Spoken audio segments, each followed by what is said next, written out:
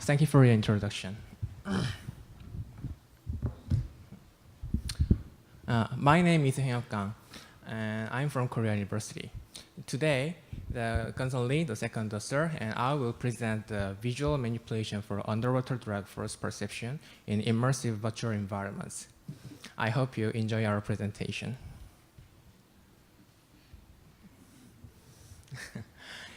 Our work aims to provide a realistic underwater VR experience without using haptic devices. To this end, we propose a pseudo-haptic approach that can reproduce a drag force.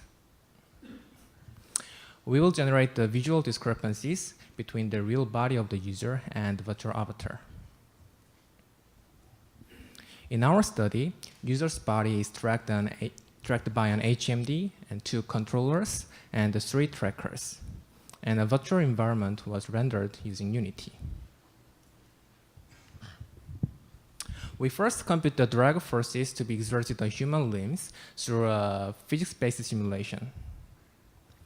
For simple computation, we assume that the human joints are connected with cylindrical bones, and the figure shows an example of the arm. In our pseudo-haptic approach, the drag force generates the visual discrepancies between the real and the virtual limb motions. More specifically, the angular velocity of the avatar's joint is reduced by the drag force. The figure on the right that compares the angular velocity between the real body and the virtual avatar. As you can see, as the user moves the arm faster, the discrepancies becomes larger. Normally, the visual cue alone is not sufficient to give a realistic sensation of being immersed in water. However, if we strengthen the visual cue, we can overcome these limitations. To this end, we increase the magnitude of drag force, which determines the visual cue. The goal of the experiment was to identify how much drag force can be applied to provide a realistic underwater sensation. In our experiment, the drag force was multiplied by the numbers in the range from 0 to 6 with the steps of 1 to define 7 distinct drag force instances. So 20 subjects were participated who had experienced a swimming experience and were instructed to swing their arms horizontally back and forth following the virtual ball. During the 180 degree of rotation, the angular velocity of ball is increased in a constant angular acceleration, resulting in a slow to fast motion. This allowed the users to experience a drag force with varying velocities. After the experiments, the subjects were asked to compare the drag force with their personal experience of underwater. So subjects were answered whether the perceived drag force was too weak, natural, or too strong.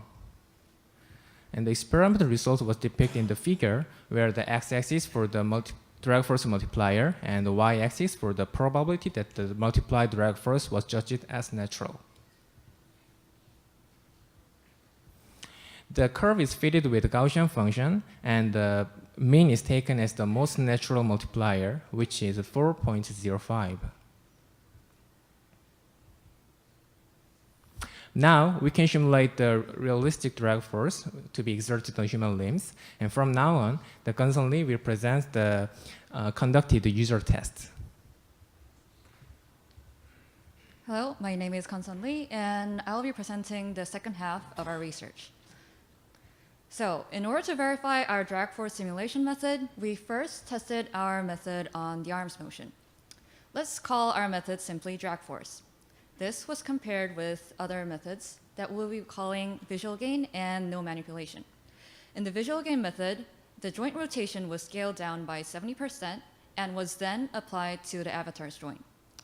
In the no manipulation method, the virtual arm's motion was identical to that of the real arms.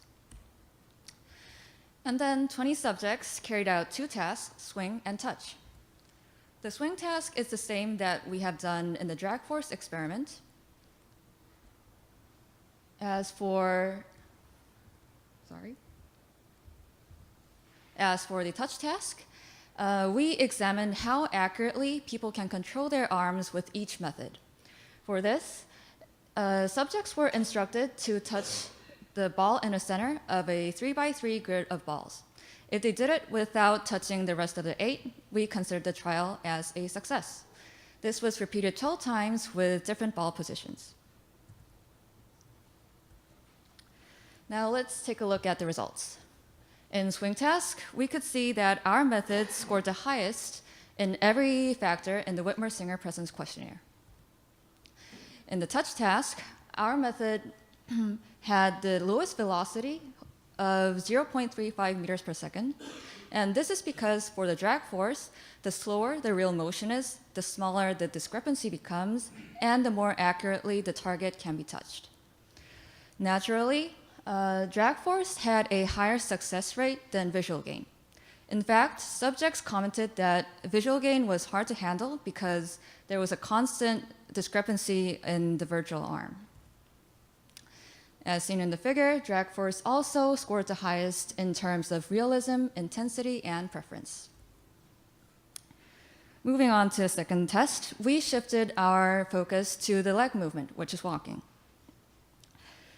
We took the same set of methods we used in test 1, which are, of course, drag force, visual gain, and no manipulation. This time, subjects were instructed to walk 3 meters forward to a big rock, as you can see in this video clip here, and then turn around and move back to the initial position. Similar to the test results of test 1, the tendency to move slowly in drag force was also observed in the leg movements. Drag force scored the highest for realism and intensity. However, it was not the case for preference. In general, the leg does not move with constant velocity. Thus, the resulting discrepancy may have made people to perceive the walking motion to be unstable.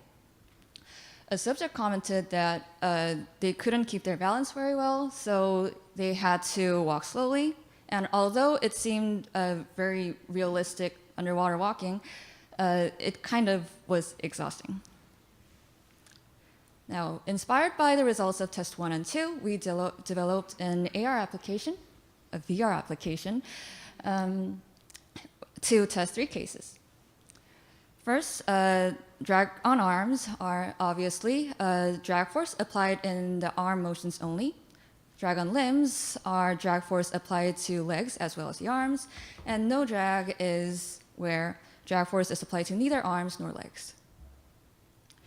As seen here, 3 beautiful marine animals were placed in the scene, and 28 subjects were instructed to approach and touch the creatures in a given order, like that.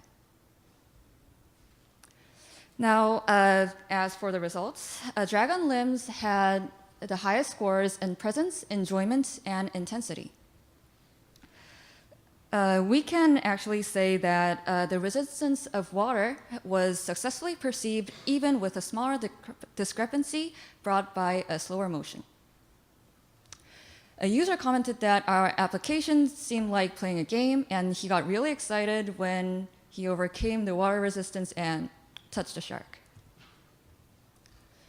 Now, we would like to suggest some guidelines for those who want to implement drag force on their VR underwater applications. The first issue is fatigue control. Unlike in the real underwater environment, users' limbs are not supported by buoyancy. Thus, users may feel their limbs very heavy and make them feel exhausted. A simple solution to this would be either reducing the duration of use for an activity or integrating our method with an apparatus that supports the buoyancy, such like a suspension system. Secondly, if the real body's motion is overly deviated from the avatar's virtual motion, the sense of presence may decrease.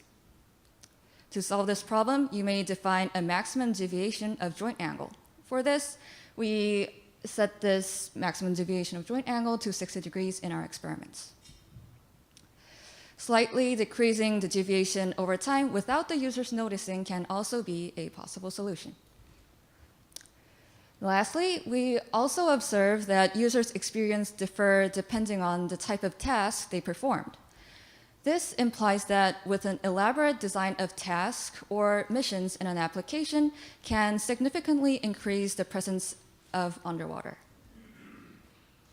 Now let me summarize and conclude our presentation.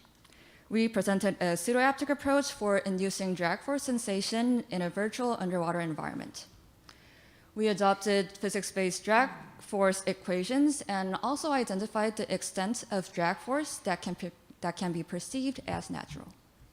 Then we showed a VR application based on our method that provides a significantly better experience than the other methods that has no drag simulated. That would be the end of our presentation, and feel free to ask any questions that you have in mind.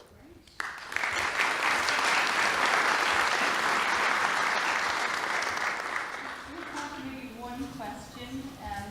I have a quick question while they're getting to the mic. How can this be adapted to other environments, such as zero gravity?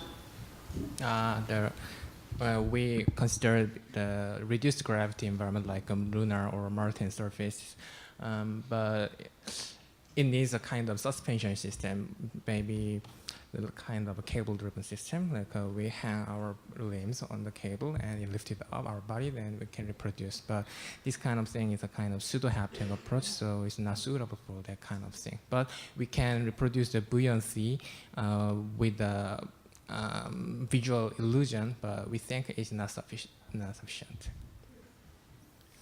So you might have answered my question because I didn't hear the question. I didn't quite understand where the fatigue was coming from. The fatigue is coming from lack of buoyancy, because we have to sustain our limbs by myself. So our muscle have to sustain the weight of our. So you're talking about the gorilla arm effect. I'm just holding my arms out in front of me for extended periods of time. Yeah. Oh, okay. Okay. Thanks. Thank you. Right. I have another quick question. Was there any motion sickness in your because of the mismatch? No, there is no motion sickness, surprisingly. Yeah. Great. Great. Okay. Well,